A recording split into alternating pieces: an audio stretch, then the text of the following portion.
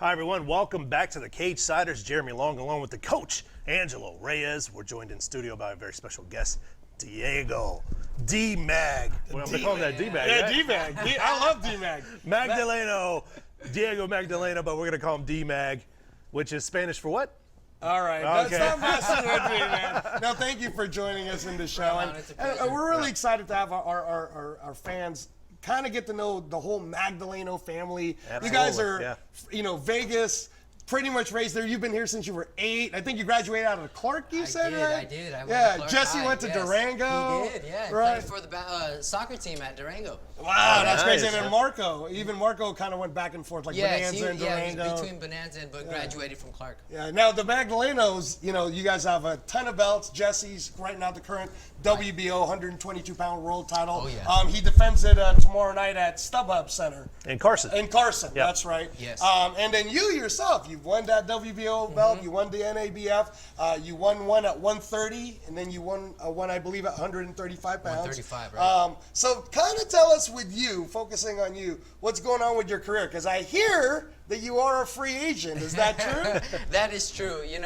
Last year I spoke with Top Rank, and it was after that my loss, with Terry Flanagan. But I came back, and I kind of wanted to do things on my own. I've been in the game for a long time. I figured things out. It's time for me to open my wings and just do it on my own. Okay, but I am a free agent. I've only have a contract which will soon end with my manager. And after that, I'm going to be set free and, going full force. That's awesome. That's awesome because, when we talk about this division, the one that you're in right now, Right. Lomachenko is the Your name guy. Yep. Yeah. that's out there. But for me, a fun fight, I think, would be Gervonta Davis. And here's the reason Correct. why. Ooh, Gervonta has said he's more than happy to move up in weight. Uh-huh. Rather than taking on a Lomachenko right now, why not give D-Mags a try? Now, what do you think about a fight like that? I think that's a great idea. Put Broner to the side right now because Broner is at 40 and 47. He is a little heavier, but he wants to try a higher weight class. See me at 35. See me at 35. That would be a great fight. I've been off. I'd have no ties. That's something that it's a possible fight. It's something that I'm eager to get in. I need to get in the ring. I'm looking forward to getting in the ring ASAP. And with any.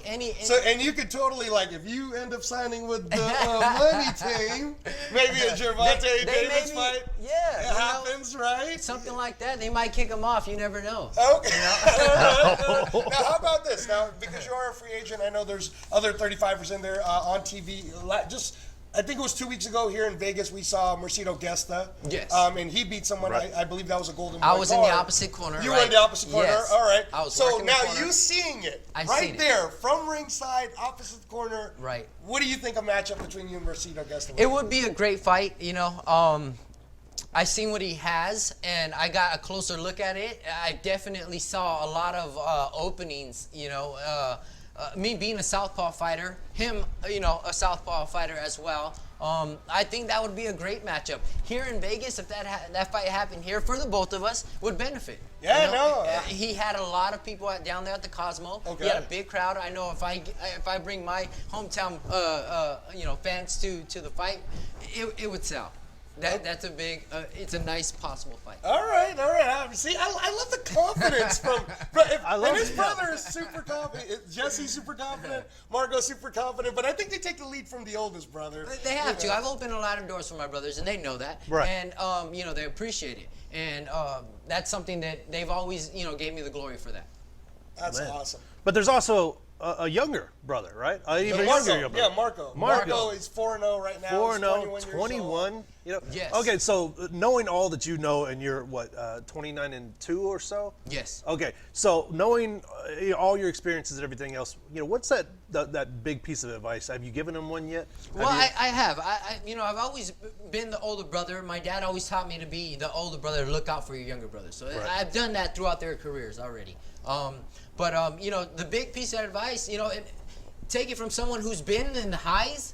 He's been in the lows, so I've been up and down, So there's no other person that could kind of give them the truth, I've been there. I've seen the highs and lows. Wow. I've experienced it, and to kind of like forewarn them on the good, but on the bad side too. You know, a lot of people aren't.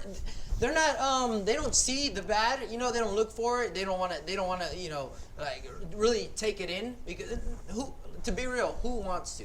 But Right. when it happens, That's very true. Yeah. When it happens, are you ready and are you prepared for it? You have to kind of come down and ground yourself and know that ultimately the fighter is in control. The fighter gets in the ring and they do all the the dirty work, and they have to look out for themselves.